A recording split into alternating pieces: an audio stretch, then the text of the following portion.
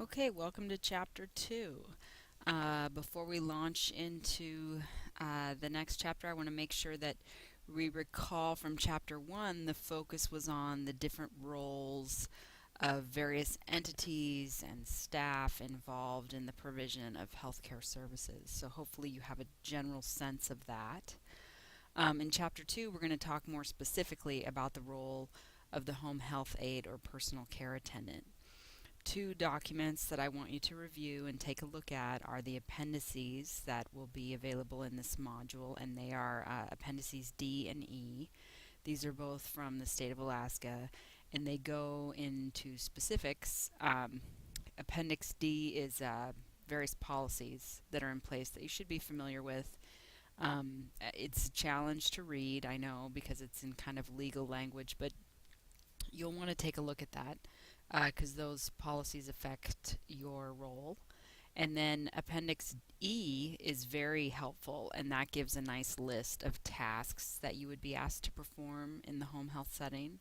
So that gives you a sense of what your scope would be or your practice. What are the expectations for your skill set as a home health aide? So let's launch into this.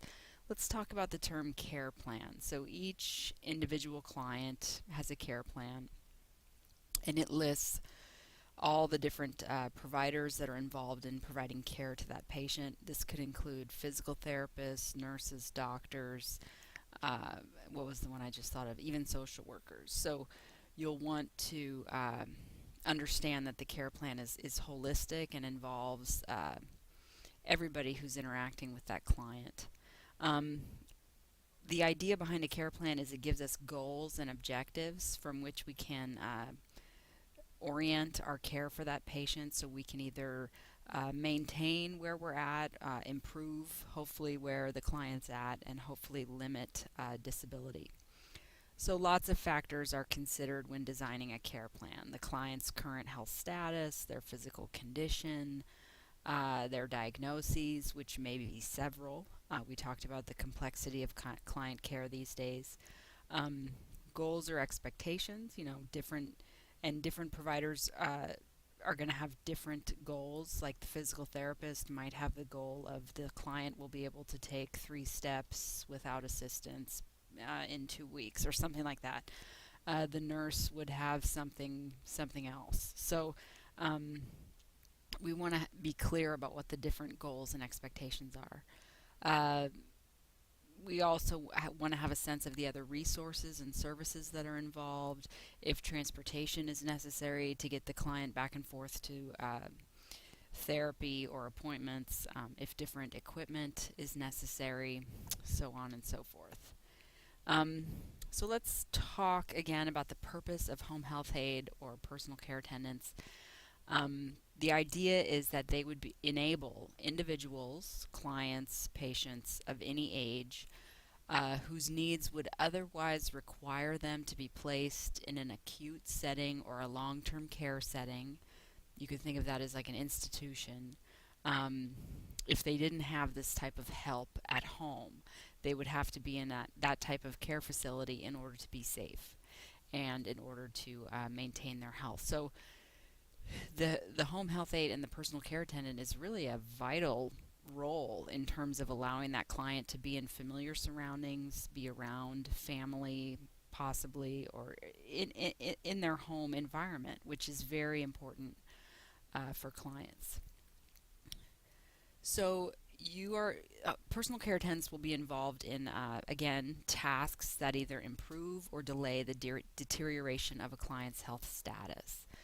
Um, your clients will be Medicaid recipients whose disability limits their ability to perform activities of daily living. So this means eat, eating, toileting, grooming, ambulation, and if they're not able to ambulate, positioning in the bed so that they don't suffer from bed sores or things like that. You'll be maintaining their health status as much as possible.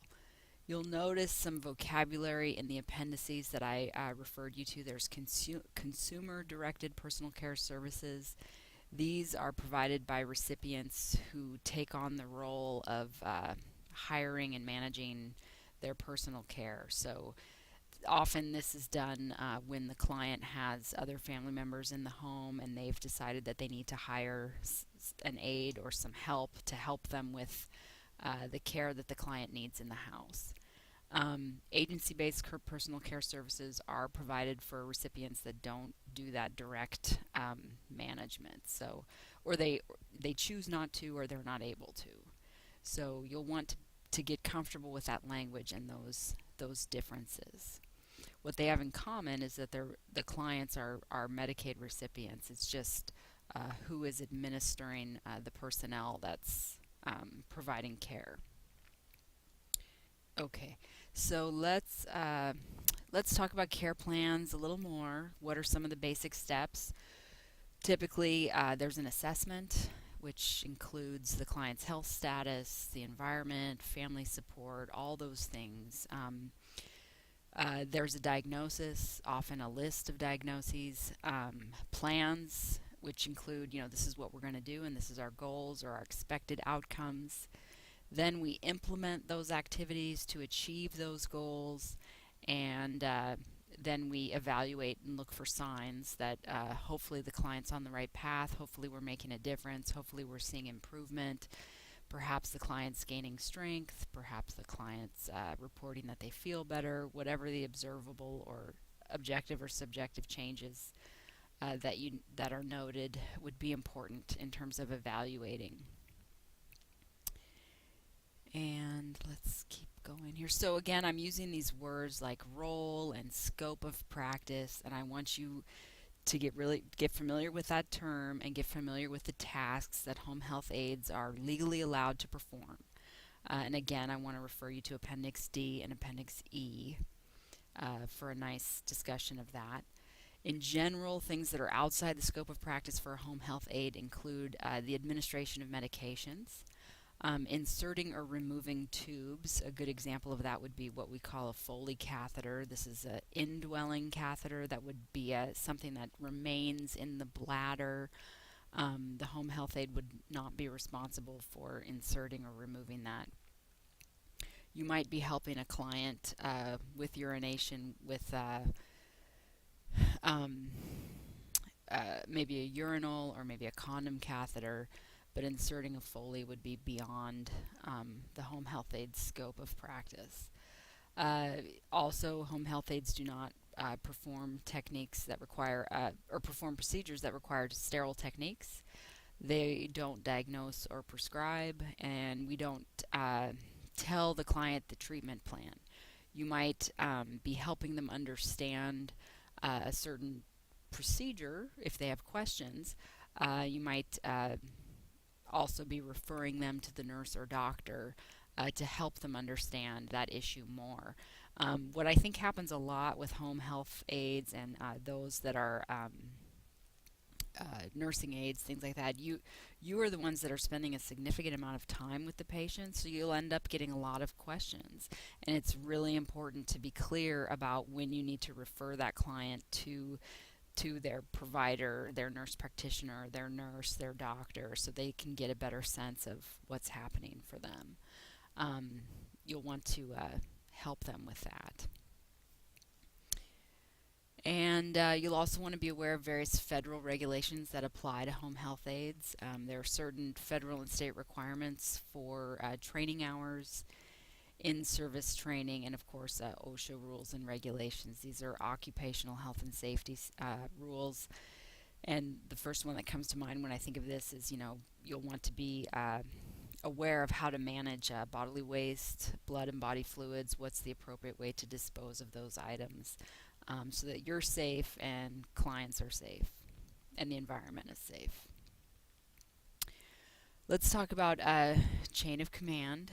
This is an unusual graphic here, but typically just the way it's laid out here. So the physician writes an order for home care. That's typically what happens.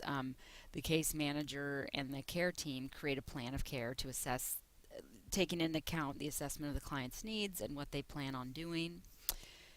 You'll often see a physical therapy has their own documentation, their plan. The nursing folks have their plan, and then the home health aide has their activities, their assigned duties, their list of tasks. So Appendix E is a nice example of that home health aide documentation where they have that visitation form and what they need to do, notes that they might make in terms of observations or client feedback, vital signs, etc. And these vital signs are recorded. These daily activities are also recorded and shared with the healthcare team, so everybody knows what's happening for that client. Other terms I want you to be familiar with include policy, procedure, and confidentiality. I'm going to let you review those on your own. Confidentiality is very important, especially in the healthcare environment. There's a nice list of additional terminology I want you to be familiar with. These include being professional. There's a lot of discussion on appropriate dress, appropriate nail care, appropriate piercings, makeup, hair, things like that. And if you're employed by an agency, they're going to have their own standards for a uniform or professionalism. You may be required to wear a name tag, those types of things. And all of that communicates to the client a message of professionalism, that you're ready to provide care, you are well trained, and you represent the organization that you working for. Personal means everything relating outside of your professional life. And then professionalism is how you behave when you're on the job, how you interact, how you address clients, how you address colleagues, how you carry yourself and manage yourself. So you'll want to think about, for example, how might you introduce yourself to a new client? How might you interact with the nursing supervisor who is giving you an assignment? What if you need to ask a question or a clarification? What if they're giving you some feedback about something that you could maybe do better? So how you might handle all of those things, you'll want to think ahead of time. Let's see. And there's a nice list of the characteristics that a home health aide has with them: compassionate, caring, understanding, honest, all those types of things are characteristics that home health aides possess. And one that I think that is important here is being unprejudiced, or treating others the same regardless of age, gender, sexual orientation, religion, race, so on and so forth. We want to have that universal respect for everyone.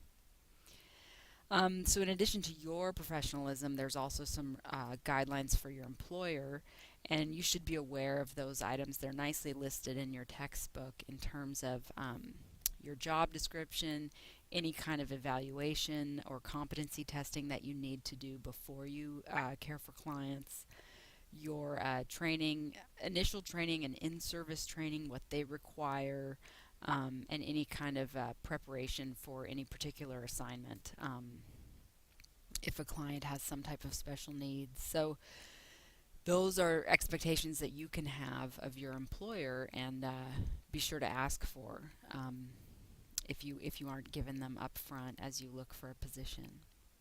So with that, hopefully I've given you enough to chew on for Chapter 2, and again, I look forward to your questions. If you have any questions, please don't hesitate to email the instructor.